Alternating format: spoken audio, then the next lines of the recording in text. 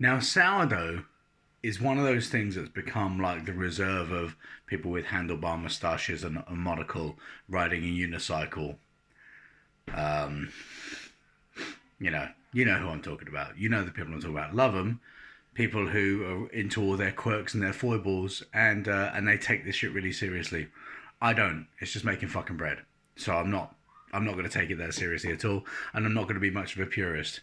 I found a method that I really, really like that gives you the beginning. It's a starter sourdough. I'm not pretending to be an expert.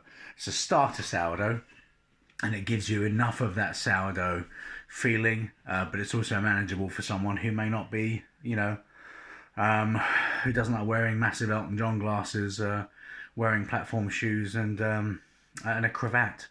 I'm not that person. So I'm going to get into how to actually make it, all right? The quality on this videography is going to be shit, I can assure you now. All right, so let's see what we've got here on the board. We've got some stuff. We've got about a kilo of flour. This is strong white bread flour. I'm using Waitrose. It's nice, strong white bread flour. About a kilo. That's actually a bit under a kilo. There you go. Nice kilo. We've got 650 mils or 22 ounces of water. That's cold. You've got 3 teaspoons of salt. No conversion there because you can bloody well figure that out. Teaspoon. 6 grams. What's that? 18 grams? Whatever it is in ounces. Don't know. And then we got some starter. And this has been fed. You can see it's got bubbles all the way through it. I've been feeding this for a few days. Alright? So, here's what we're going to do. First things first. Salt goes in. Second thing, some starter goes in. We want about 200 grams of this, whatever that is in ounces. But we just want to give it a bit of a cover. That's enough. Now remember, this is just the yeast. The more you use, the more of that sourdoughy taste you're going to get. But also remember, you're putting more active yeast in there. Now we've got the Kenwood Chef, which is the trusty old Kenwood Chef, the oldest bit of kitchen kit in the world. My mum had one of these, exactly the same colour actually. And this is going to turn on the lowest, although it's still pretty fast. In goes the water.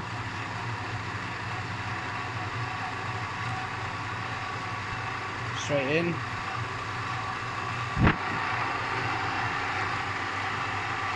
And that's going to mix for a few minutes.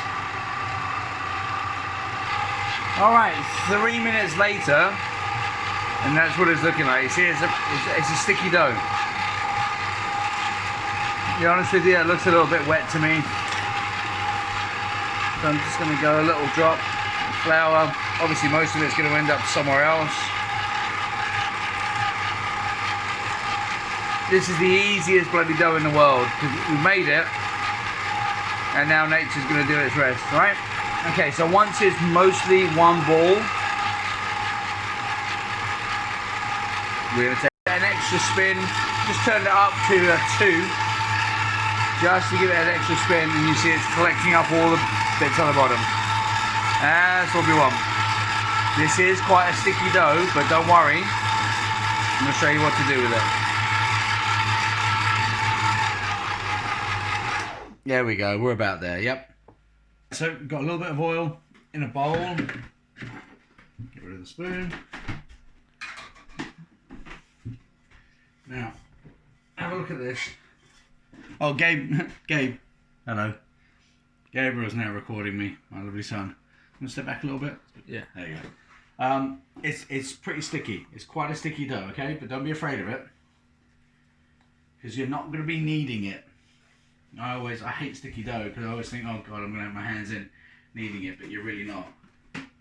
All we've got to do is get it out of the bowl, get it out of the mixing bowl into that bowl, okay? Just into the oil. It's, I mean, you can see how sticky it is, but that's part of what gives it its character. Okay? Just like that, and there, into the oil. And then we're just going to turn it over so that the oil gets on all of it. So what you're going to do, just turn it over so that all of it gets oily. The reason you want it oily is so it doesn't stick to the bowl. And that is it. Now we're going to cover it in a plastic bag. The state of my hands. I'm going to cover it in a plastic bag, which I have right here. And we're normal people. We're normal people, so we're not doing fancy stuff. Alright, so on that go, not me. I'm handsome, but I'm not that handsome, mate. Cover it in a plastic bag. It says to refrigerate it. If you're in America, certainly in Florida, throw it in the fridge. Here in England, all I'm going to do is put it next to an open window because it's still pretty cold outside. And it stays there, if you're doing this at night, it stays there overnight, or certainly for at least 3.5 hours, okay? So we'll come back to this in 3.5 hours and I'll show you the next bit. Hey, we got a change of shirt, change of location. I did leave it in the fridge overnight, and so now we're going to crack on and get on with the sourdough. Yeah, shall we begin? Now, note, this is not like making bread that you've seen before, I promise you. Or maybe you know really well how to do, sourdough. Apparently I'm German. Maybe you know really well how to do, anyway. Maybe you know how to do sourdough really well, so you've seen this before. But when I started, this was new for me, and it's brilliant. Okay, ready? We're gonna start. We got a bit of flour on the board. I'm gonna get our dough that we put in the bowl. And you're gonna remember it's a really wet, sticky dough. Okay, so really wet, sticky dough. All right. I know what you're thinking. What are you doing, you lunatic? You got to keep that dough in one piece. Well, not for this, you don't. So, here's what we're doing. Here's what we do. We're actually going to lay it out. You see how I'm stretching it? I actually want to stretch it to be about 3 times its normal surface area. Or at least what it was. About 3 times its previous width. Okay, I'm going to show you that. Right, there it is. Look, it's stretched out, and it's stretched out pretty thin. It's not too thin, but it's pretty thin. Okay? This was an eye-opener for me when I first did it. So there it is, it's stretched out. Alright, so there's a stretched out dough. You ready for what we're going to do now? So, now we're going to fold it in thirds. Essentially like you're folding a letter into an envelope. Alright, so you pick it up. Fold it to the middle. Pick that end up, fold it to the middle. A little bit of a press. Right. Then stretch. Stretch. Seriously.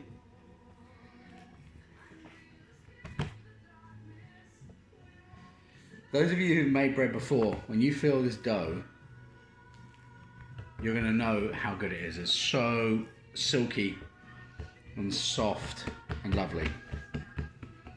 Alright, just close up the seam and give it a pull. There and there.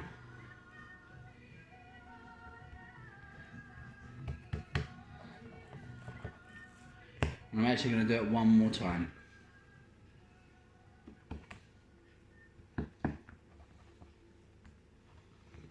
Okay, and it's simple. Okay, pull and turn. Kind of reminds me of if we were making croissant dough or even puff pastry. Now I'm being a bit rough with it because I trust the yeast in it. I'm happy to push some of that air out. Okay, I've got my handy dandy dough blade and I'm going to cut this in half and make two loaves. Now I'm going to do something This is where it gets away from the traditionalist, but I like the shape. So I'm going to pick it up with all the openings upwards, put it in my hand, and just gather the edges together. Okay? So you see, this is the uncut, this is the unfolded side, this is the flat side. I'm just going to go around it with my hands. I'm just going to tuck it under. You can do it on the board if you like. You know, do some of this stuff which you see on the Food Network, and you see people who wear, you know, sequin top hats doing. You can do it like that if you want. I like to do it in hand because, as if I was making pizza, I learned to do it this way. And then I've got to find a bit of flour. Actually, you know what? Let's do this one first. I'm going to show you what I'm going to do. Okay, so just folding it underneath, and it's quite sticky, so you see it's going to seal up. When I say quite sticky, it is really sticky. So let's go to the board.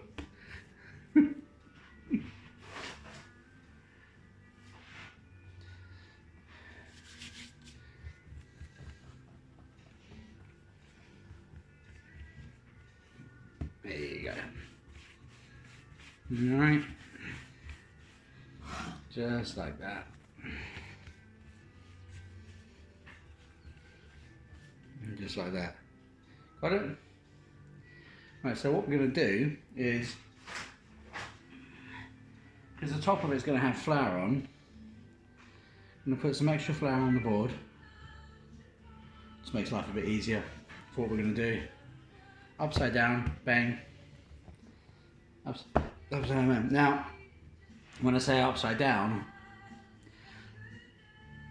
the side that you sealed, the side that you push together, is going to end up on the bottom. Right now I'm putting it upside down because I'm going to get a bit fancy. I got 2 pieces of parchment paper, not greaseproof paper, baking parchment. And I got some coarse ground semolina. So what I'm going to do, spread it nice and evenly. Can't see that one. You'll see this one. Whee! I'm standing this up against the candle. Up against the candle, that's how high tech we are. So I'm just spreading it. Look. I told you, production value is going to be terrible. But the bread's going to be amazing. Alright, so semolina goes down. Remember, these are upside down. It goes on there. That one goes on there. Now, when we're cooking sourdough, to really make it really good, we're actually going to cook it in a pot or a Dutch oven or whatever it is you call it. One of these with a lid. Now I've taken the lid off. Sorry, I've taken the handle off because even though these are made for the oven, the handles are not, and the handles melt. And you can probably figure out how I learned that. So what we're going to do now is it's going to go straight in on the bit of parchment. Remember, parchment, not grease proof. It's going to go straight in there. We've got another one here.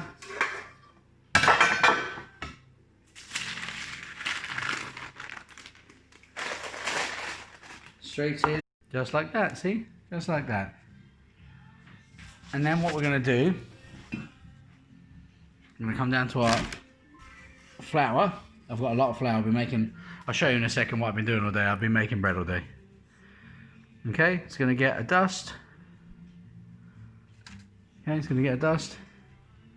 And it's going to get a dust. And that's because it's nice.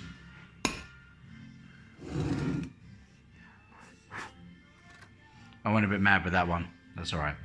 Okay, so there, and now lid's gonna go on. Lid's gonna go on, and I'm gonna leave them there to prove again for about an hour. Okay, In the meantime, I'm going to show you what I've been doing today. So, as you know, we're all quarantined and lots of people can't get bread. So I thought I'd keep myself occupied. And we made some lovely bread. And yeah, I'm quite pleased with them. All in all, I think I made 17 loaves of bread today. So, there they are, sitting there for an hour. We'll come back and I'll show you next.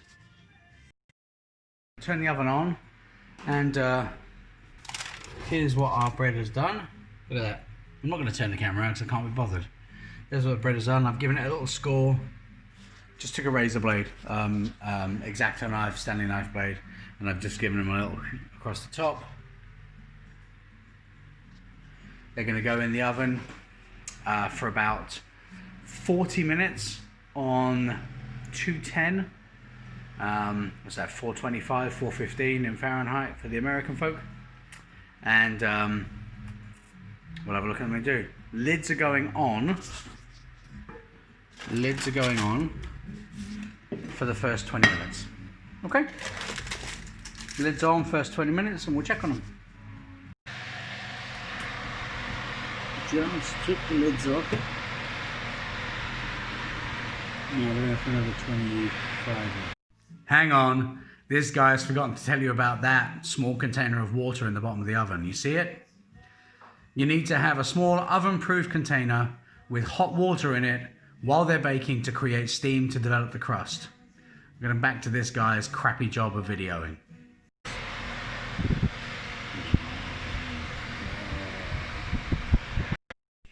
Alright, so timer's just gone off. So oven's off. And now, see what I've done there? What I've done there is just leaving it open with the oven off, with the door cracked a little bit for about 10 minutes. It's going to cure the crust. Okay. Okay? Alright, good. Alright, so just out. Just out. It's got a shine on it. Okay. Listen.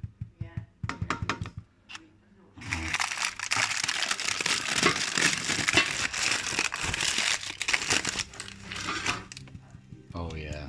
I wish you could smell it. It's perfect.